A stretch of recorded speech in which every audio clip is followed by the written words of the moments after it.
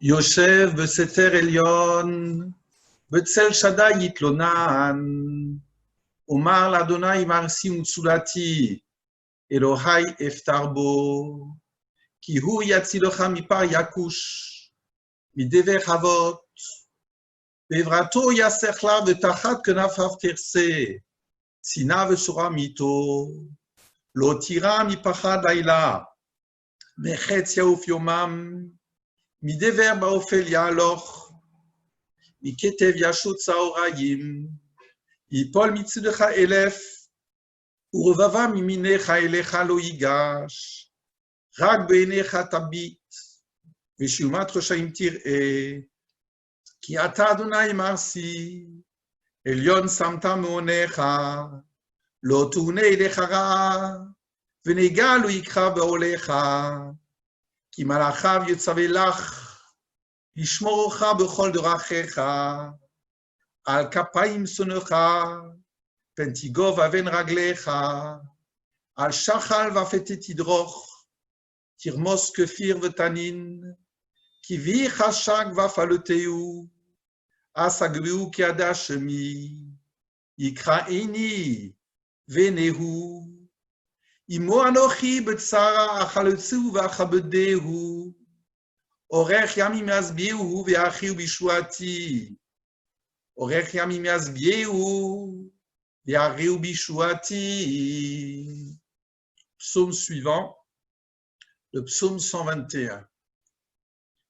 שיר למעלות, אשא עיני להרים, מאין יבוא עזרי, עזרי מעם אדוני, עושה שמיים וארץ, אל ייתן למות רגליך, אל ינום שומרך, הנה לא ינום ולא יישן, שומר ישראל, אדוני שומרך, אדוני צילך על יד ימינך, יומם השמש לא יככה, ויריע בלילה, אדוני ישמורך מכל רע, ישמור את נפשך, אדוני ישמור צאתך ובואך, מעתה ועד עולם. Psaume 130. שיר המעלות, ממעמקים קראתיך אדוני, אדוני שמע וקולי, תהיינה אוזניך קשובות לכל תחנוני, עם עוונות תשמור יה, אדוני מי יעמוד, כי עמך סליחה, למען תברא, קיוויתי אדוני קיוותה נפשי, ולדברו אוכלתי, נפשי לאדוני משומרים לבוקר, שומרים לבוקר, יחל ישראל אל אדוני, כי עם אדוני יחסד, והרבה עמו פדות, והוא יפדה את ישראל, מכל עוונותיו. Nous allons faire le Misheberach maintenant pour tous nos malades.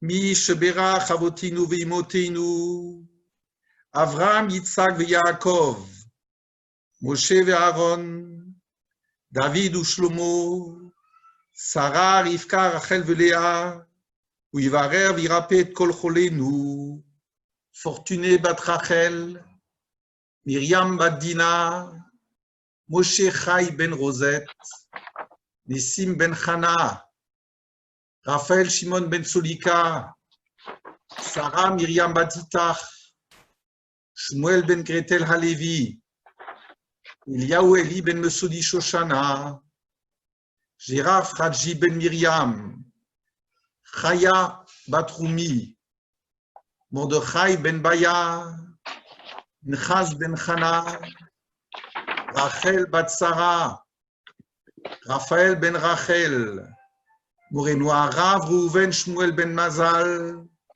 רפאל שמואל בן לאה, שרה בת דניז רבקה, שמעון בן רבקה, Yaakov Yitzhak Baruch ben Alice Aisha, Yonatan ben Sarah, הזקוקים לרפואה שלמה, בעבור שאנו מתפללים בעדם, בישכה זה הקדוש ברוך הוא ימלא רחמים עליהם, להאכל עמם, ולרפאותם, ולהחזקם ולחיותם, וישלח להם מהרה רפואה שלמה שמיים, אל נא רפנה להם, אל נא רפנה להם, אל נא רפנה להם, עם כל חולי ישראל, רפואת הנפש ורפואת הגוף, השתא, בעגלא ובזמן קריב, ונאמר Amen.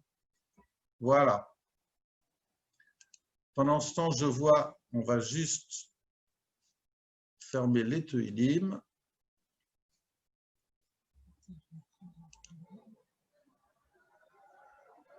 Voilà. Je vois qu'il y a notre invité activé, extra. Maria Chadré. Voilà. J'ose pas vous dire, hein, Maria Chadré, je vous vois en public, mais en tout cas, vous aviez fait un tel tabac la dernière fois. Alors, hop, le nombre de participants d'ailleurs sont là. Je m'étais permis de vous demander, comme je l'avais fait pour certains invités de cette semaine, de parler, puisqu'on a fait depuis de tellement longues semaines des teilim, des prières. Alors, si vous aviez la gentillesse d'ouvrir certaines précisions sur la notion de la tefila, un texte bien précis, je crois que c'est ce que vous allez faire. On est très heureux de vous accueillir, voilà, en espérant vous accueillir une fois très concrètement à Strasbourg. Dites-moi juste, est-ce que vous voulez un partage d'écran pour montrer un texte? Absolument. Très bien. Absolument, si c'est ce que je pensais. Alors, une seconde. Voilà. Voilà. Alors, normalement, vous devriez avoir la possibilité de partager l'écran pour votre texte. Tout à fait. Voilà. Alors, merci de votre accueil. Voilà. Est-ce que vous voyez le très bien. partage? C'est bon? Oui. Super. Je vois que vous êtes jeune, hein, parce que à la police de caractère comme ça, pour des gens qui sont moyenâgeux comme moi, vous arrivez un tout petit peu à agrandir pour… oui, si c'est possible. Ah, d'accord. Est-ce que vous arrivez un tout petit peu légèrement, vous voyez? Oui, je peux agrandir un instant. Alors, je vais cesser le partage un instant. Je retourne sur mon document, permettez-moi, et je vais pouvoir l'agrandir sans problème. Oui. Je vais tout agrandir.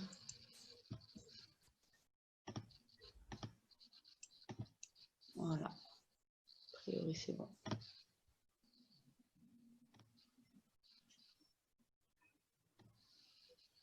Hop. Dites-moi si c'est bon. C'est mieux? Très bien. C'est mieux comme ça? Votre papa va bien? Baruch Hashem. Très bien. Baruch Hashem. Alors, merci pour votre invitation. Et j'ai cru comprendre que c'est la dernière du cycle. Oui. Demain soir, il y aura une seconde. Demain soir, il y aura Monsieur Daniel Rivlin. Et après-demain, donc le jour du Tanit, le soir, ce sera le grand rabbin. Magnifique. Au niveau des cours du soir. Hein. D'accord. Ouais. Donc, on est dans la dernière semaine. Déjà, je me permets de commencer en félicitant ce groupe qui a tenu dans la durée. Déjà, prier, c'est pas simple, mais alors prier via Zoom et créer une communion virtuelle, mais qui est réelle toutefois, je trouve ça absolument fabuleux. Donc, je suis touchée de pouvoir faire un tout petit peu partie de cette communion-là, de cette association de prière. Et en effet, on s'était dit avec le rabbin que c'était peut-être bien justement de parler de Koach HaTefila, de la force de la prière, à cette occasion-là. Alors, dans le document que j'ai rapidement préparé, j'ai mis quelques éléments essentiels pour que vous ayez quand même les sources. J'ai voulu d'abord évoquer la première prière, en tout cas la première évocation de prière écrite dans la Torah, parce que il faut quand même dire que la prière, c'est quelque chose de naturel en réalité chez l'humain. Et preuve en est que quand on se sent en danger, quelqu'un monte sur une échelle, l'échelle va tomber, elle est en train de bouger dans tous les sens. Et que dit la personne, juive, non juive, peu importe, on va crier « maman ». Pourquoi maman? Maman n'est pas là. Maman, c'est ma source, c'est mon origine. Alors, en réalité, on veut crier vers l'origine, vers notre origine, vers notre source de vitalité, notre source de force, et on demande de l'aide. Et c'est quelque chose de très instinctif que de demander de l'aide. Alors, il faut comprendre que la tfila a quelque chose de… D'abord, c'est assez universel, la prière est universelle. Et puis, souvent, on l'associe de façon instinctive à un secours, à une demande de secours, comme dans l'exemple que je viens de vous donner. Et cet exemple-là, et cette évocation de la première tfila dans la Torah va être très intéressante parce que la prière ne va pas nous être présentée comme un SOS, comme une demande de secours à l'aide, mais autrement, et voilà ce qu'on va découvrir ensemble. Alors forcément, première tfila, on remonte très loin, évidemment dans la Genèse, dans Bereshit, et dans Bereshit, dans la paracha de Bereshit, et même dans la description de la création du monde. Vous savez que le premier chapitre, c'est la création du monde jour après jour, et le deuxième chapitre, c'est une forme de répétition où on redéfinit un petit peu toute cette création. Et alors, je suis dans le 5e verset, comme vous le voyez ici, 5e verset du 2e chapitre, où on nous raconte la création telle qu'elle a été explicitée, on va dire, dans le premier chapitre. Et là, on nous dit « Sache qu'aucun produit des champs ne paraissait encore sur la terre, aucune herbe des champs ne poussait encore. Pourtant, on se souvient que le 3e jour de la création, la terre va apparaître avec ce qui apparaît dessus. Mais là, dans ce deuxième récit, il semble que la terre apparaisse, mais alors sans rien. Elle est nue. Elle est absolument nue de toute pousse, de toute herbe. Pourquoi? On a une explication. C'est le verset qui nous donne une explication parce que le verset suppose que nous sommes étonnés. À quoi bon la terre sans que rien ne pousse? Eh bien, car l'Éternel Dieu n'avait pas fait pleuvoir sur la terre. Pourquoi ça ne pousse pas? Parce qu'il n'y a pas de pluie. D'accord, mais alors pourquoi tu ne mets pas de la pluie? Et c'est là qu'arrive la deuxième explication du verset lui-même. Et d'homme, il n'y en avait point pour cultiver la terre. Et alors? Si tu crées une terre, c'est bien pour qu'elle pousse. Donc, crée une terre, crée la pluie et qu'il y ait quelque chose. Non, c'est inutile parce qu'il n'y a pas d'homme, répond le verset, à notre question implicite. Et c'est là qu'un Rashi assez fabuleux va nous parler de la première tfila au monde, en fait, en réalité de la première évocation de tfila dans la Torah. Rashi nous dit « Car il n'avait pas fait pleuvoir », vous l'avez également en hébreu à côté pour les hébraïsants. Et pour quelle raison n'avait-il pas fait pleuvoir? Dieu, tu peux tout, tu crées le monde, crée la pluie. Parce que d'homme, il n'y en avait pas pour travailler la terre. Il n'y avait donc personne qui pût apprécier les bienfaits de la pluie. Et lorsque l'homme est arrivé, le 6e jour de la création donc, il a reconnu que les pluies étaient nécessaires au monde, il a prié pour elles et elles sont tombées. Il a donc prié pour elles, c'est alors que les arbres et les végétaux se sont mis à pousser. Donc, conclusion, nous avons un monde où tout est prêt en potentiel, mais pourquoi, alors que le monde est créé la terre est créée pour être fertile, pourquoi Dieu ne fait pas pleuvoir? Parce que personne ne l'a demandé. C'est vrai que c'est fabriqué, c'est conçu pour ça, mais personne ne l'a demandé. C'est-à-dire qu'il fallait que l'homme arrive le 6e jour, qu'il voit une terre fertile, mais sur laquelle rien ne pousse, qu'il dise « Ah, il y a un problème là, il me manque quelque chose », qu'il demande à Dieu, et là, hop, les cieux se sont ouverts, les torrents sont tombés et tout a poussé. Alors, qu'est-ce qu'il y a de très intéressant ici? C'est que dans cette première évocation du mot tfila, dans les mots de Rashi de la Torah, la première tefila au monde n'apparaît pas comme étant le moyen pour atteindre ce que je veux, comme ici par exemple, on veut une guérison de malade, donc je veux trouver un appartement, je veux trouver un travail, je veux trouver mon mazal, et donc le moyen va être la tfila. Et là, dans cette toute première prière, c'est très intéressant. Ici, la prière est le but et non pas le moyen. C'est-à-dire, je veux que l'homme prie, et donc je vais lui retirer quelque chose de nécessaire, il va sentir un manque et il va donc prier. C'est important, je pense, comme introduction d'avoir ça en tête, parce que bien souvent, nos prières vont changer complètement leur forme. C'est extrêmement, évidemment, c'est un travail la prière, hein, c'est une avoda, c'est vraiment une… Il faut se mettre en condition, il y a énormément de paramètres et de difficultés pour réussir à faire une vraie prière sincère. Mais le premier élément qu'on voit, c'est que souvent, plus on est dans une situation de désespoir, et mieux on va prier. Or, ici, la première prière apparaît comme étant un but, c'est-à-dire l'objectif étant que nous prions. Et les lettres du mot tfila sont les mêmes lettres ici dans le document. Vous voyez que le mot pétila, c'est exactement les mêmes lettres dans un autre ordre. Une pétila, c'est une mèche.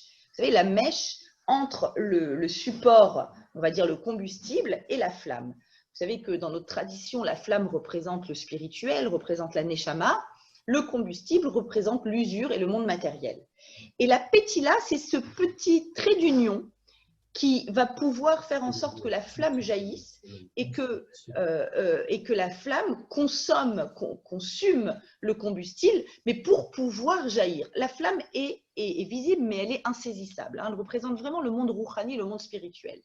Eh bien, la pétila, la mèche, est ce trait d'union entre monde matériel et monde spirituel. C'est exactement ce qu'est la tefila. C'est ce trait d'union entre ce que nous voyons, entre l'existant, entre des fois nos souhaits qui ne sont pas encore réalisés, ce que l'on souhaite de tout notre cœur, et le fait de se connecter avec le divin pour, dans l'objectif de créer ce lien. Et évidemment, le deuxième élément va être qui va répondre, c'est notre souhait qui répond à toutes nos prières. Mais le premier bénéfice d'une prière, sachez-le, avant même de ne connaître le résultat de la prière, le premier bénéfice, c'est d'avoir créé ce trait d'union. Déjà ça, on est déjà différent. Vous savez, des fois, ça nous arrive des grands moments au Kotel ou sur le tombeau de Rachel, où on a des vrais moments à l'intérieur de nous, une sorte d'émotion, de réveil intérieur, et on dit, ah là, je vais faire une belle prière. Et on a souvent des grosses choses sur notre cœur, lourds. Et en sortant du Kotel, du Kever Rachel, ou pour chacun, ça sera autre chose, bien sûr, on n'a pas forcément immédiatement un résultat, mais ce qu'on a de façon immédiate, c'est cette sensation d'apaisement et d'allègement. J'avais un paquet et je l'ai déposé. Ça, c'est ce que j'appelle la pétila, le trait d'union, c'est-à-dire je me suis connectée avec quelque chose qui est de l'ordre de l'infini. Alors, ça, c'était le premier élément que je voulais qu'il soit bien clair. Il y a une personne un Rav qui a fait un gros travail dans le domaine de la tfila, qui s'appelle le Rav Pinkus, Zichrono Livracha, qui était le Rav d'Ofakim à l'époque où moi-même j'avais fait mes études à Ofakim. Il a écrit un livre qui s'appelle She'arim Batfila, les portes de la prière, et il a fait un travail vraiment exceptionnel de fourmi. Alors, quiconque veut travailler la prière, je recommande vivement ce livre. Je ne crois pas qu'il existe en français, en tout cas pas que je sache, peut-être. She'arim Batfila, c'est un livre dans lequel il va prendre les 10 vocables de prière. Alors, vous savez que dans la paracha de Vaïtranan, où Moshe va faire 515 prières pour entrer en Israël, il y a un midrash bien connu qui dit, Rabbi Yochanan dit, il y a Asara Leshonot, Nikra Tfila. En fait, nous utilisons le vocable de Tfila pour parler de ce trait d'union entre le ciel et la terre, mais en réalité, il y a Asara Leshonot, c'est-à-dire il y a 10 vocables utilisés qu'on trouve dans la Torah et dans le Nach pour parler de ce trait d'union avec l'infini. Alors, il les cite ici. En français, ça donne la plainte, le cri, le soupir, l'allégresse, l'atteinte, l'étroitesse, l'appel à chute, etc. Un de ceux-là, c'est bien sûr Piloul, le jugement qui est tfila, qui est à l'origine du mot tfila. Mais ce que je veux dire ici, c'est que donc, le Rav Pinkus va prendre chacun de ces 10 vocables et va les déployer en disant qu'il s'agit à chaque fois d'une prière différente. C'est-à-dire, ce que je veux dire ici, c'est que la prière, c'est une émotion, c'est un état d'âme. Et une prière ne ressemble pas à l'autre. Des fois, on peut faire une prière de remerciement. On a le cœur gonflé de reconnaissance. Et c'est une prière, c'est un trait d'union avec le ciel, mais juste pour faire un grand hallel, pour dire merci. Et puis des fois, c'est un désespoir. Et puis des fois, c'est un soupir. Et des fois, c'est l'expression d'une allégresse. C'est-à-dire qu'il va y avoir, en fonction de nos états d'âme, différentes façons de pouvoir nous connecter avec le divin. Et donc, on voit bien ici qu'il y a de multiples façons de prier, qu'elles sont toutes exceptionnelles et qu'elles sont toutes fonctions finalement de ce que l'on va ressentir à ce moment-là. Le vocable que nous connaissons qui s'appelle tfila, qui vient du mot piloul, veut dire en effet jugement, comme en hébreu moderne, quelque chose qui est de l'ordre du plili. Plili, ça veut dire qu'il doit être jugé. Et qu'est-ce que c'est que tfila? C'est se juger, parce que c'est un hitpalel, c'est-à-dire que c'est la forme, comment ça s'appelle en français? Réflexive, je crois que ça s'appelle comme ça. La forme réflexive, c'est-à-dire que je me juge. C'est-à-dire que c'est, finalement, on pourrait dire de façon générale, que la tfila, c'est un moment de moi avec moi-même, où je regarde un petit peu où j'en suis, où je regarde qui je suis, qu'est-ce que je veux. En fonction de ma tfila, c'est mes désirs aussi. C'est mes remerciements, c'est mes désirs. Vous savez comment est structurée la Hamida, c'est-à-dire où j'en suis dans la vie. En fonction de mes désirs, je peux savoir où j'en suis dans la vie, en fonction de ce pourquoi je veux remercier. Et donc, c'est un grand moment d'intimité avec soi-même. C'est un moment important, c'est un moment vraiment de construction, je pense, de nous-mêmes, de notre personnalité. Avant de rentrer dans le concret de ce que je voulais évoquer avec vous, qui est la grande sagesse de Hana qui nous enseigne la tfila, peut-être juste un élément, un élément, non, alors c'est tout en bas de la feuille, mais juste très rapidement, 3 points qui peuvent nous aider, qu'évoque également le Rav Pinkus, 3 points qui sont vraiment, on va dire, des outils pour se mettre en condition de prière. Parce que se mettre en condition de prière, c'est extrêmement difficile. C'est avec les chassidim, se préparer des fois 1 heure entière ou plus à la prière. Il dit comme ça, il dit, premier élément, avoir la sensation réelle que Hachem est devant moi. C'est une des grandes difficultés de la tefila, c'est qu'on a l'impression de parler à un mur, devant le kotel, en l'occurrence. Hachem est devant moi. Deuxième élément, dit-il, Hachem, c'est l'infini. Hachem peut tout, et ça, on va le revoir par rapport à Hana, c'est-à-dire qu'il n'y a aucune limite à la possibilité d'Hachem de nous venir en aide. Et enfin, le troisième élément, s'il n'est pas là, qui peut être limitatif, c'est lui, il peut tout, mais moi, je suis petit. C'est-à-dire que des fois, quand on est rempli de nous-mêmes, de nos contacts, de notre orgueil, de ce qu'on pense être capable de faire, on n'a pas la posture qu'il faut avoir pour être dans la demande.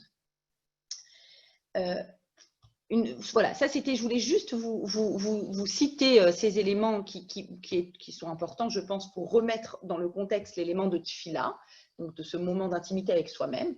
Et enfin, vous rappeler, bien sûr, ce passage tellement connu, qui est évoqué dans la Gemara Yevamot, qui est reprise dans Choulin aussi. Là, je vous ai mis l'exemple de Choulin parce que je ne retrouvais pas le passage dans Yevamot.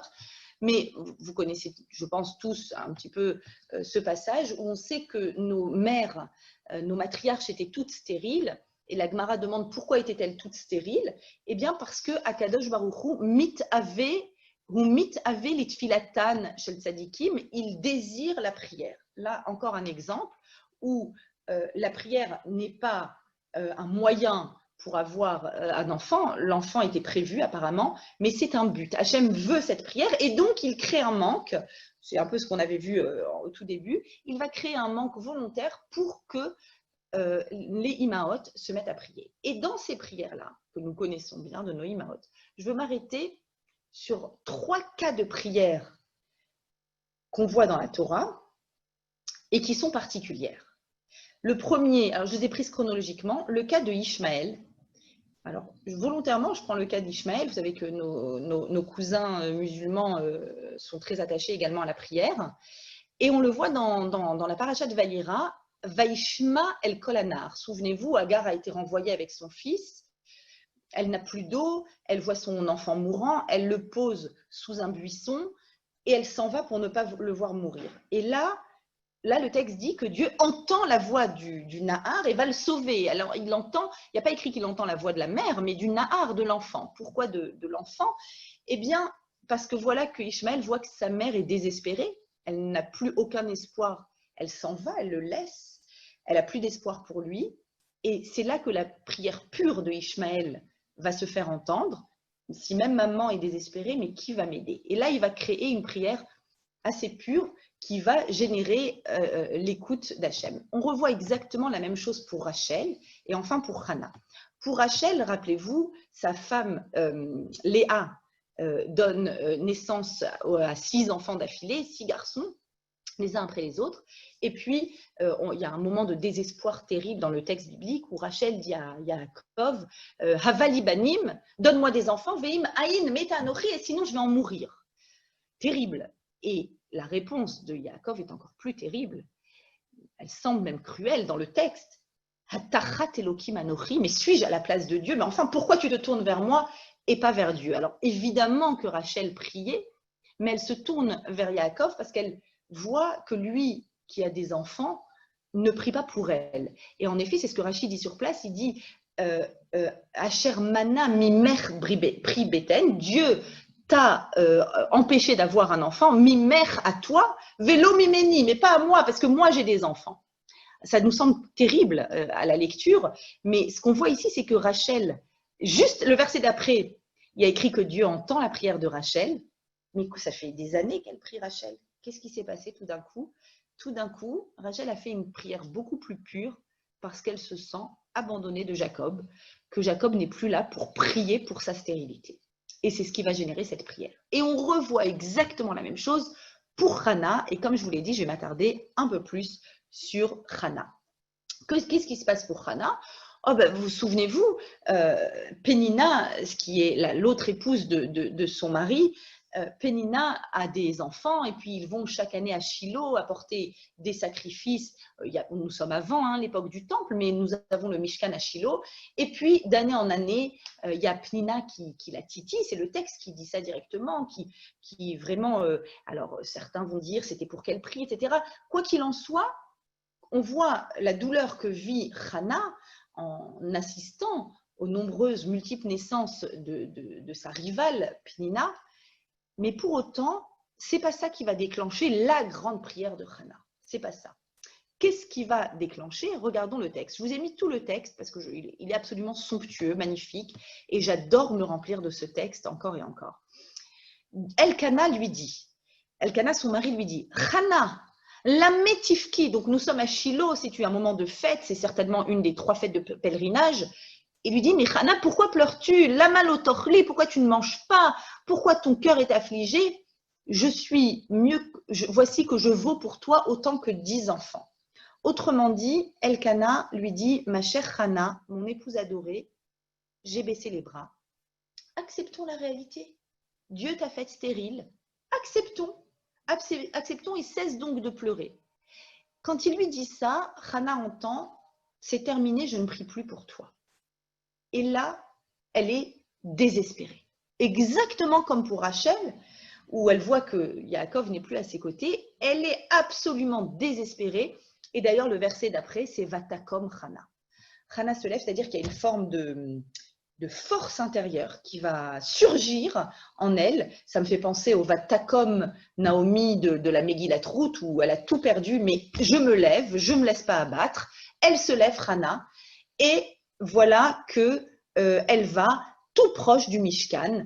Elle va là où se trouve Eli Cohen, se trouve Yoshev à la Kissé, il est à côté du Echal d'Hachem, on est tout près du Saint des Saints, à la limite de là où elle peut se placer. Elle est remplie d'amertume, et là, va titpalel à la Shem ou va chotifke. Elle prie, alors attention, c'est particulier ce qui est écrit, elle prie pas vers Hachem, elle prie sur Hachem, sur Dieu, ou va chotifke, et elle pleure bien longtemps sans s'arrêter. Donc encore une fois, qu'est-ce qui a généré cette prière exceptionnelle? Je vais appeler ça prière, la grande prière. Pourquoi la grande prière? Il faut que vous sachiez qu'il y a 2 pages entières dans le Talmud Brachot où toutes les lois de nos prières, la Hamida, comment on se tient, comment on s'exprime, qu'est-ce qu'on dit, toutes les halachot de la Hamida sont issues de ce passage-là, de Hannah, qui enseigne au peuple d'Israël qu'est-ce que c'est que la tfila. Sachez qu'avant Hannah, personne n'a su prier comme Hannah. Personne. Alors, c'est pour ça que c'est elle qui va donner naissance à la tfila juive. Qu'est-ce qu'elle fait? Alors, déjà, le premier élément, c'est qu'elle se sent seule. C'est-à-dire qu'il y a un moment où quand on sent, c'est naturel que nous pensions, il y a le médecin qui va aider, il y a l'avocat qui va m'aider, il y a une copine qui va me venir en aide. Et en réalité, on voit ici que la vraie prière pure, on est capable de la faire quand on sent qu'il y a moi et il y a Dieu. Plutôt, il y a Dieu et il y a moi. Et c'est tout, il n'y a plus rien. Et je vous le dis avec d'autant plus d'émotion que mon papa, que vous connaissez peut-être, qui est strasbourgeois, qui a été également terriblement touché par le corona, c'était avant, entre Pourim et Pessah, un peu comme tout le monde. Vous savez qu'à l'hôpital, quand un patient arrive et est en situation, on va dire, critique, voire finale, il nous appelle d'abord pour nous préparer Dieu préserve, à la mauvaise nouvelle. Et donc, l'hôpital nous a appelés. Nous, les enfants, ils nous ont dit que mon papa était condamné et qu'il n'y aurait pas… Et alors, on savait qu'il était intubé, on savait qu'il était dans le coma, mais quand on a reçu cet appel et qu'on nous a dit, pour ainsi dire que c'était terminé, et grâce à Dieu, mon papa a assisté à la choupa de ma fille la semaine dernière, merci à Kadosh Baruch Hu. Voilà, là, je fais une fila de Hallel. Donc, vous voyez… entre ce que disent les médecins et la réalité, mais en tout cas, ce que je me souviens parfaitement, j'étais moi-même très affaiblie, très malade au moment où j'ai entendu cette nouvelle, mais je me souviens parfaitement que quand on a entendu qu'il y avait une condamnation des médecins, notre prière ne ressemblait aucunement à celle de la veille et de l'avant-veille. Bon, c'est la nature humaine, hein, mais quand il y a cette marat nefesh, comme c'est écrit ici, c'est-à-dire que tout d'un coup tu dis « Ah, j'ai plus de soutien, il n'y a plus rien, ça y est, j'ai compris. J'ai compris, c'est que toi, que toi, que toi. » Et là, la prière, je m'en souviens comme un flot de sanglots, de larmes.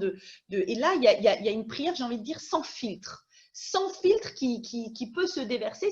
C'est une expérience difficile, mais c'est une expérience qu'il faut vivre, où on sent que c'est vraiment là, la réalité de la tefila, elle se trouve exactement là. Eh bien, on a cet exemple de Hana.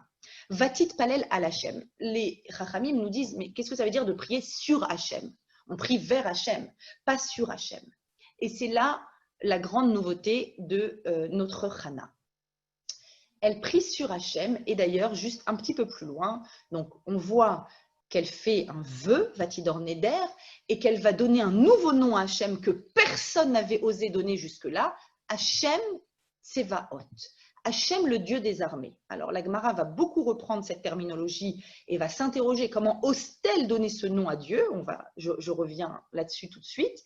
Et puis, elle va faire un neder en disant que cet enfant, si tu me le donnes, sache qu'il sera consacré à Dieu. On sait que ça sera le fameux prophète Samuel.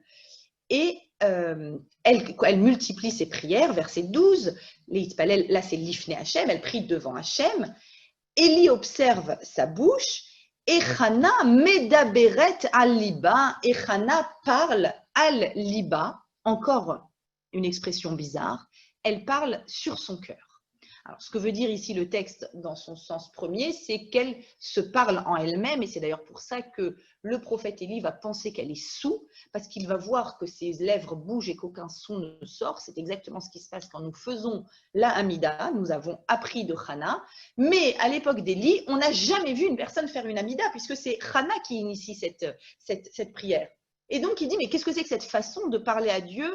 Enfin, qu'est-ce que c'est que cette façon de bouger ses lèvres? Il n'imagine même pas qu'elle est en train de parler à Dieu, justement. Et donc, il va la renvoyer, la remballer même, en disant, mais enfin, tu ne sais pas qu'on n'a pas le droit d'être à côté du sanctuaire. Je veux revenir sur Hana qui prie sur Hachem et Hana qui parle sur son cœur. Et là, le Midrash revient sur ces termes et nous dit la chose suivante. Il nous dit, alors d'ailleurs, je vous l'ai mis. Je crois que je vous l'ai mis. Voilà, une prière insolente. Alors là, je reprends un petit peu les termes de Rav Yeshurun de Marseille. J'avais écouté il y a de nombreuses années un cours sur Hana, où c'est lui qui avait dit, elle est la première à avoir initié la prière insolente. Alors souvent, nous, on se dit, bon, on parle à Dieu, c'est le roi du monde, il faut qu'on soit poli, pardon, le roi, est-ce que c'est possible? Si ça ne te dérange pas, si tu n'as pas trop de trucs à faire, on marche un peu sur des œufs comme ça. Et puis en réalité, Hana, elle vient et nous dit, il faut être insolent dans une prière. Il faut exiger. Et qu'est-ce qu'elle exige? Donc elle prie sur Hachem, c'est-à-dire qu'elle prie en disant, Dieu, je ne veux pas qu'on puisse dire du mal de toi. Donc je prie sur toi. Je ne veux pas qu'on puisse dire, Dieu, ce qu'il a créé, ça ne sert à rien. Parce que là, ce que tu es en train de me montrer en me laissant stérile, c'est que ta création, elle est bidon. Elle ne sert à rien. Et regardez, je me permets de vous dire ça parce que c'est les mots du Midrash. Regardez ce que dit le Midrash. On est dans la Gemara, Brachot 31b. Chana medaberet al liba, elle parle sur son cœur, c'est-à-dire à l'intérieur d'elle-même. Et l'explication de cette expression, au lieu de el liba, en son cœur, alors il y a beaucoup d'explications. Amar Rabbi Elazar, Mishum Rabbi Yossi ben Zimra. Donc Rabbi Elazar dit au nom de Rabbi Yossi, chez Dibra, hitpalela Chana lifne Hashem. Chana prie devant Hashem, al iske liba, sur ce qui se passe dans son cœur. Qu'est-ce qui s'y passe? Elle a dit ainsi devant lui, maître du monde, n'est-ce pas que dans tout ce que tu as créé, dans tous les organes de la femme, tu n'as rien créé, la police change, désolé, lo barata davar echad mem le batala, tu n'as rien créé qui ne serve à rien. Et elle va commencer à passer en revue les organes de l'être humain. Chaque organe a son tafkid, a sa mission. Les yeux servent à voir, les oreilles servent à entendre, le nez à sentir, la bouche à parler, etc. Elle parle des mains, elle parle des pieds. Et puis elle arrive à son cœur, pas exactement son cœur, sur son cœur, souvenez-vous le terme, sur son cœur, elle va parler de ses seins, S-E-I-N, de ses seins qui servent à allaiter. Les hanik ba'em, ils servent à allaiter. Ve'imken, c'est pourquoi dadim halalou shenatata alibi, tu as mis sur mon cœur des seins, lama les shema. Pourquoi les as-tu créés, si ce n'est pour allaiter? Donne-moi un fils, regardez l'expression, tenli, donne-moi un fils, ve'anik bahen, afin que j'allaite avec mes seins. Qu'est-ce qu'elle est en train de dire? Elle prie sur Dieu et elle dit, Dieu, c'est pas possible qu'on parle de toi en disant que tu crées des choses qui ne servent à rien. Et aujourd'hui, pour l'instant, on peut dire que tous mes organes ne sont pas utiles, puisque je ne peux pas allaiter, je ne peux pas nourrir. Il y a ici, bien sûr, un symbole très très fort. Pourquoi elle n'a pas utilisé le rechem, l'utérus, elle aurait pu dire l'utérus que tu m'as donné ne sert à rien. Elle est en train de dire que quand je te demande quelque chose, je te demande de donner pour que moi aussi je puisse donner. Donc, elle parle de sa capacité allaitante, de sa capacité à nourrir. Elle est en train de dire, je veux pouvoir donner. Toi, tu es un créateur. Tu nous as créé Betselem Elohim. On est créé à l'image d'Hachem. En quoi sommes-nous à l'image d'Hachem? Il est créateur et nous sommes des créateurs. C'est-à-dire, tu donnes, mais moi, je veux donner à mon tour. Et d'ailleurs, on voit que c'est ce qu'elle dit un petit peu dans son éder, dans le vœu qu'elle fait. Elle dit, donne-moi un enfant, mais immédiatement dans sa phrase et dans le même souffle, elle dit, et je le consacrerai. Et là, il y a quelque chose de phénoménal qu'elle nous enseigne. Elle nous réapprend à nous poser la question, bien sûr, on demande à Dieu, bien sûr, mais il faut demander pourquoi, en vue de quoi. C'est-à-dire que tout ce qu'on lui demande, il faut qu'on ait en tête, mais qu'est-ce que je veux en faire? En quoi vais-je accomplir ma mission avec ce que je demande? Et c'est exceptionnel parce que demander un enfant, je pense que c'est une des choses peut-être les plus égoïstes qu'on puisse demander à Dieu, même si c'est vrai que ça peuple le monde, mais je pense que la première évocation qui nous vient quand on pense à une femme qui demande un enfant, c'est « je veux mon enfant ». Et ce qui est exceptionnel chez Hannah, c'est qu'elle dit « je veux mon enfant que je vais consacrer à Dieu ». Et très vite, à l'âge de 3 ans, il va tout de suite servir. Alors, ne vous inquiétez pas, elle allait le voir tous les jours, lui apporter tous les jours ce qu'il lui fallait, mais tout de suite, il va devenir le fameux, enfin rapidement, il va apprendre près d'Élie et il deviendra le fameux prophète Samuel qui va oindre les rois d'Israël. Donc, c'est-à-dire qu'elle a cette capacité de voir loin et de dire, c'est pas une demande égoïste, c'est une demande, je demande de pouvoir donner, je demande de pouvoir allaiter, je demande de pouvoir rentrer dans le projet divin, dans la création du monde, d'être quelqu'un qui apporte quelque chose, une pierre à l'édifice, et je veux également participer en donnant. Et puis, alors, reprenons le texte. Ça, c'est donc, elle parle sur Dieu, elle prie sur Dieu, elle parle sur son cœur, c'est-à-dire sur sa capacité allaitante. Et puis, comme on l'a dit, elle va innover. Elle va innover dans sa façon de prier. Alors, elle va d'abord innover parce qu'elle est la première à prier sans exprimer de son, sans qu'on n'entende rien du tout. Et d'ailleurs, Élie va la penser sous. Le Gaon de Vilna va faire une remarque extraordinaire, va dire pourquoi sous particulièrement, est-ce qu'il ne peut pas la penser folle? Il y a des gens qui marmonnent, ils marmonnent en eux-mêmes. Pourquoi? D'où vient cette expression, cette saoulerie, d'où vient-elle? Et le Gaon de Vilna nous dit qu'en fait, quand un Kohen Gadol, un Kohen avait une question, Et puis là, il s'agit d'une question importante parce qu'il risque d'humilier une femme. Cette femme est une habituée de l'endroit, elle vient chaque année, elle est là, mais Vatakom, elle se lève et là, il y a quelque chose de bizarre qui se passe. Tout d'un coup, elle fait quelque chose d'étonnant. Elle est recroquevillée, enfin moi je l'aperçois recroquevillée à l'entrée du sanctuaire, en pleurant à chaudes larmes et en marmonnant dans sa bouche. Et là, il dit, mais tu es saoul. Tu es saoul, va-t'en, va-t'en. Et il dit ici, Admataï tishtakrin, jusqu'à quand tu vas te saouler? Hassiri yener, va cuver ton vin, mais à l'air. Donc va-t'en. Et elle lui répond, pas du tout, tu fais erreur. Alors, qu'est-ce qui s'est passé ici, dit le Gaon de Vilna? Le Cohen est allé faire ce qu'il a l'habitude de faire quand il a une grande question. Il interroge les Urim Vetumim, c'est-à-dire son pectoral.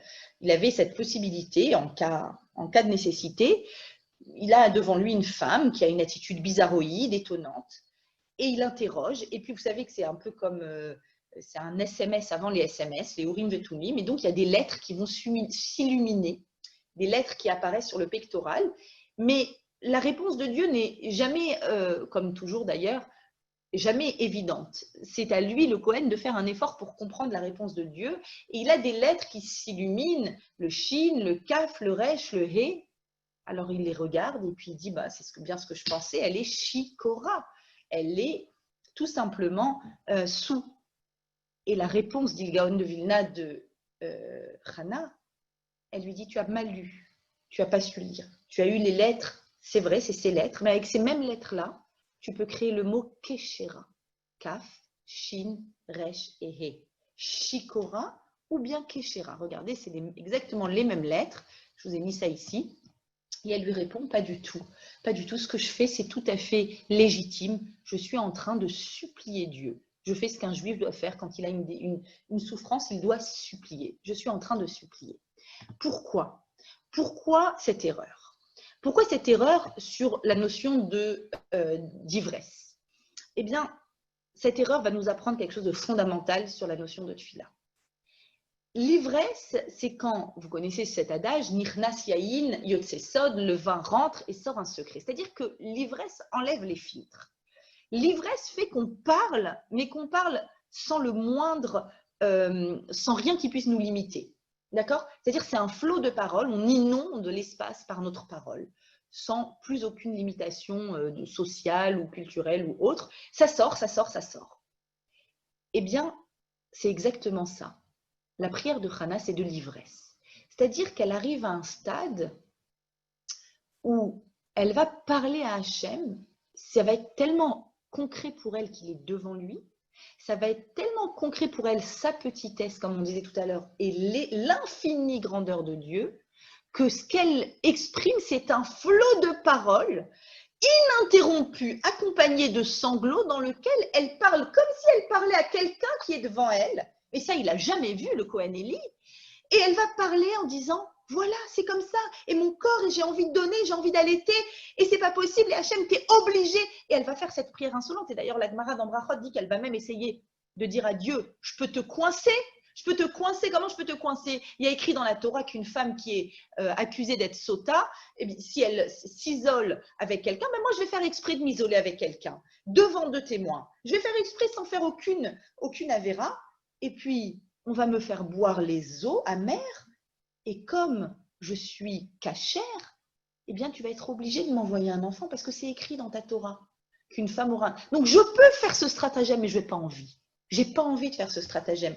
Ça, c'est ce que raconte la Gemara. Ce que j'ai envie de faire, c'est d'évoquer ton infinie grandeur. Hachem Tsevaot. Elle est la première de l'humanité à oser utiliser ce nom-là, qui est un des noms de Dieu, le Dieu des armées. Qu'est-ce que c'est que le Dieu des armées?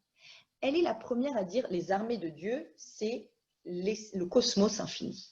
C'est les étoiles, les galaxies à l'infini. Vous savez que dans les sciences et vie, on aime bien lire les sciences et vie, régulièrement, il y a un article sur la taille de l'univers. Régulièrement, on efface ce qu'on avait dit et puis on recommence. Et les scientifiques sont là à essayer de calculer l'espace de l'univers et puis évidemment, on arrive toujours à plus et plus et plus. C'est difficile, à notre petit niveau d'humain, de réfléchir à ce que signifie l'infini d'Hachem. Mais ce qui peut nous donner une idée de l'infini d'Hachem, c'est l'exploration de l'univers. Et on a de la chance aujourd'hui, on a des outils qui nous donnent des chiffres qu'on n'arrive même pas, nous, à dire, parce que c'est des exponentiels qu'on peut... On n'a pas assez de chiffres, mais on a une petite idée, et aussi dans un beau ciel, la nuit, un ciel d'été étoilé, dégagé, quand on est dans une ville pas trop polluée, on lève les yeux et on voit un nombre infini d'étoiles, et on se sent tout d'un coup infiniment petit, et on sent l'univers, le cosmos infiniment grand. Je vais le dire autrement, on sent Hachem infiniment grand. Eh bien, c'est ça qu'elle évoque. Elle dit: Hachem, toi qui es le Dieu de l'infini, du cosmos, des infinis espaces dans l'univers, dis-moi, il n'y a pas de place pour une neshama qui puisse pénétrer mon corps, il n'y a pas de place pour un enfant, pour moi, c'est impossible, j'y crois pas. Donc, en évoquant cet infini d'Hachem, elle est en train, pour ainsi dire, de forcer Dieu à exprimer sa force infinie et à dire: ce n'est pas possible, je n'y crois pas qu'il n'y a pas de place. Donc, il faut que tu m'envoies cet enfant. Et enfin, je voudrais vous donner la réponse quand même. Donc, elle répond à Élie, voilà, voilà, je suis une femme affligée, je n'ai pas bu, je déverse mon âme devant Dieu. Et Mirov Sichi Vekasi, ma tfila et ma colère, elle parle de sa colère, elle en veut à Dieu, elle est en colère. Et Vaya'an Élie, je m'arrête sur ce verset exceptionnel, Élie lui répond donc, du coup il comprend sa demande, il comprend ce qui s'est passé, il comprend le mélange entre l'ivresse et une ivresse de prière, une merveilleuse ivresse de prière, et il lui fait une bénédiction, Lechi le Shalom. Tu peux partir en paix, et que le Dieu d'Israël, Iten et Shelater Asher Sha'alt Meimo, qu'il te donne, alors ici le texte dit qu'il t'accorde ce que tu lui as demandé, qu'il te donne, alors chez Ella, normalement chez la terre Asher Sha'alt, c'est une demande, c'est une question, c'est une demande. Mais vous voyez ici une bizarrerie grammaticale, il manque un aleph à chez la terre. Chez la terre, ça devrait être ici ta demande, mais il manque un aleph et ça change le sens du mot. Dit le Midrash, au lieu de chez et la terre, il y a écrit chez la terre, ça veut dire ton, pardon, pas ton utérus, mais ton, comment ça s'appelle? Le mot m'a échappé, ce qui nourrit le bébé, la poche qui nourrit le bébé dans l'utérus, quelqu'un va m'aider peut-être? Le placenta. Le placenta, merci beaucoup. Voilà, il me manquait ce mot. Il dit qu'Hachem te donne, être chez la terre, ton placenta. C'est ça qui est écrit ici, le placenta. Donc, c'est cette poche de nourriture qui se crée sur l'endomètre, sur la cavité de l'utérus, qui se crée pour chaque bébé, qu'il te donne ton placenta. Alors, c'est intéressant, parce qu'elle a demandé des seins pour nourrir, et on lui donne un placenta pour nourrir. C'est-à-dire qu'ici, il y a une sorte de va-et-vient entre la demande de Hannah et la réponse de Dieu à travers Élie. J'ai compris, tu demandes de nourrir, on va te donner la capacité de nourrir. C'est-à-dire qu'ici, elle nous donne un accès à la prière ultime. La prière ultime, c'est « donne-moi pour que je donne ». Donne-moi pour que je donne. Donne-moi la vie pour que je donne à ma famille. Donne-lui la vie pour qu'il continue à donner. Donne-moi un appartement pour que je reçoive des invités. Donne-moi un travail pour que je subvienne à ceux qui en ont besoin et que je donne ma tzedaka, mon maaser. Donne-moi pour que je donne. Et là, le caractère profondément humain, profondément tselem Elohim revient en nous, parce que dans toute prière, on peut penser, comme je vous l'ai dit tout à l'heure, à une forme d'égoïsme, à une forme de nécessité de ramener à soi. Et là, on transforme la prière en quelque chose de fabuleux. Donne-moi pour que je donne. Une petite anecdote peut-être, je vois que c'est l'heure, je crois que c'est à 19h qu'on finit, n'est-ce pas, monsieur le rabbin, il me semble? Vous pouvez dépasser. Je peux dépasser un petit peu. En tout cas, bon, je pense que les choses les plus importantes ici ont été dites, mais justement, donne-moi pour que je donne. Vous savez, il y a une belle phrase, je ne saurais plus vous dire exactement l'origine de cette phrase, où on dit « Kol hamitpalel al chavero », tout celui qui prie pour son ami, veut tsarich leotodavar, et qui a besoin de la même chose, na'anatrila, il est en premier exaucé. Alors, la première lecture basique, c'est elle a besoin, allez, j'invente, elle a besoin de trouver son khatan, moi aussi, je vais prier pour elle, là, c'est un bon truc, c'est un stratagème pour avoir ce que je veux. En réalité, il y a une lecture beaucoup plus raffinée, beaucoup plus belle. Tout celui qui prie pour son ami, et il a besoin de cette chose, non, il a besoin que l'autre ait. J'ai besoin qu'il ait ça, que je prie pour lui. Et c'est un petit peu ce que vous avez fait, je crois, pendant toute cette période. C'est pas je prie pour lui parce que bon, il faut prier, je suis juive, il faut prier, nous sommes des bons juifs. Non, non. J'ai besoin que l'autre ait ce que je suis en train de te demander. Et encore une fois, je demande à Hachem de pouvoir donner. Je veux lui donner ce dont il a besoin.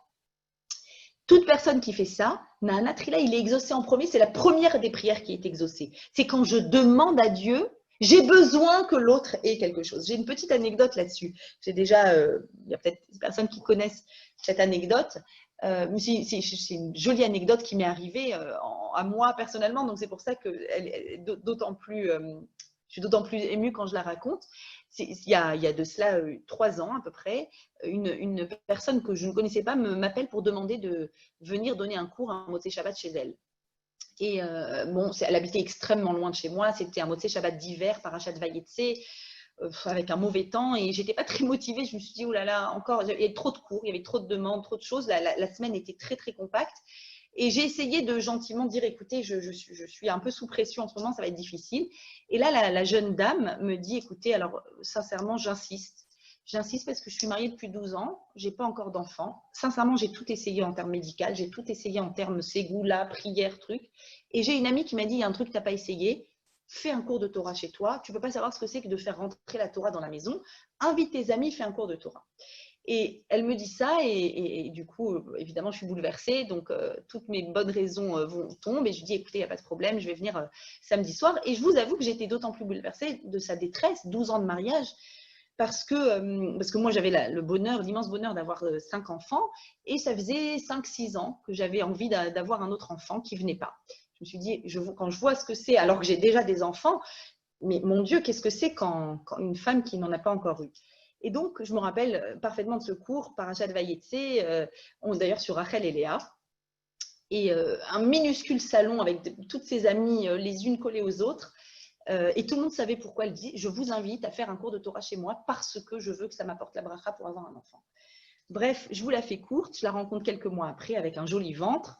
Elle me tombe dans les bras, tu sais quoi, voilà, je suis allée au mikvé très peu de temps après et grâce à Dieu, bon, et je lui dis, bah, tu sais quoi, moi aussi, je suis tombée enceinte peu de temps après être allée chez toi. Et vraiment, moi, j'ai senti qu'il y a eu une sorte de corrélation. Je vais vous dire pourquoi. Parce qu'elle avait une grossesse prévue pour le mois de septembre et moi pour le mois d'octobre, on va dire à 2 semaines près.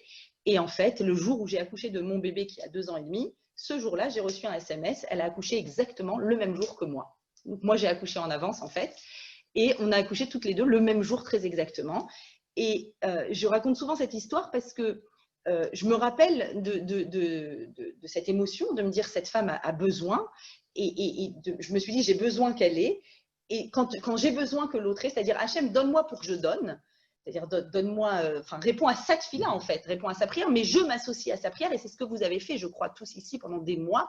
Vous avez associé votre filote et vous avez dit, Hachem, donne-nous pour qu'on puisse donner. Vous êtes dans le don, vous êtes vraiment dans le Tselem Elohim. Et je crois que c'est les plus belles prières. Ici, ce que Hana nous a appris, elle nous a vraiment appris à demander un don pour être des grands donateurs. À travers les seins qui allaitent, à travers le placenta qui nourrit. Je crois que, voilà, je terminerai là-dessus en disant que nos vœux à tous, c'est vraiment de pouvoir demander à Hachem de nous donner pour qu'on puisse à notre tour donner, être utile, accomplir notre mission. Et à l'instar de Sarah, eh bien, pouvoir de Sarah, de Rivka, de Rachel, de Léa, de Hana, eh bien, de pouvoir nous aussi remplir le monde par des énergies positives, par des actions positives, par des prières, par le fait que Hachem va donner aux uns et aux autres ce dont il a besoin. Et bien sûr, je terminerai en disant, certes, nous sommes là pour demander à Hachem de nous donner ce qu'il nous manque, parce qu'il nous manque, mais n'oublions pas que la tefila est une ptila et que toute prière, même si vous n'avez pas une réponse immédiate, c'est jamais tant pis, c'est toujours tant mieux, parce que vous avez créé un fil invisible entre le ciel et la terre. Et donc, toute prière est quelque chose de fabuleux parce que vous avez créé une connexion et que le but de la création du monde, c'est de créer une connexion entre les mondes supérieurs et les mondes inférieurs. Alors, je vous souhaite qu'Hachem réponde toujours favorablement à toutes vos prières. Vous ayez la chance de voir les résultats de vos prières et que vous continuez, même après la fin de cette période, à faire des belles prières. Voilà. Je ne sais pas si je dois ce qu'il faut dire, Mariacha. J'espère que vous allez en tout cas bientôt embrasser vos parents. Voilà.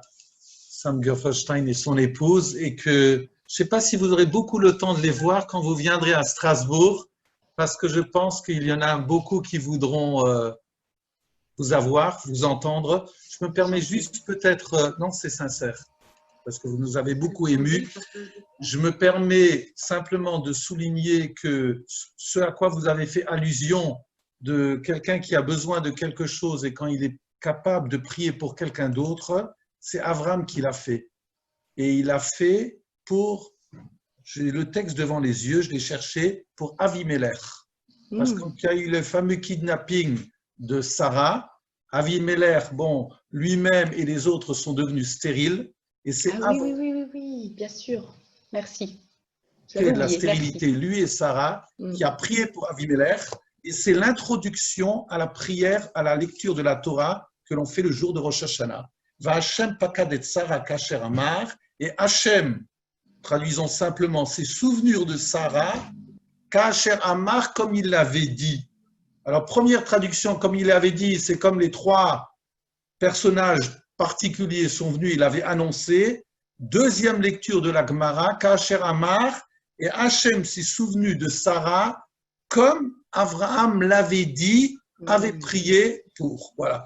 Et le deuxième, c'est un vœu très simplement, puisque vous avez parlé de Hashem Tsevaot, vous savez très bien que quand on rentrait dans le Mishkan, eh bien, il y avait les marot à Tzovot, il y avait le kior duquel on se lavait, le Kohen doit se laver les mains et les pieds, et ceci s'était constitué par les miroirs.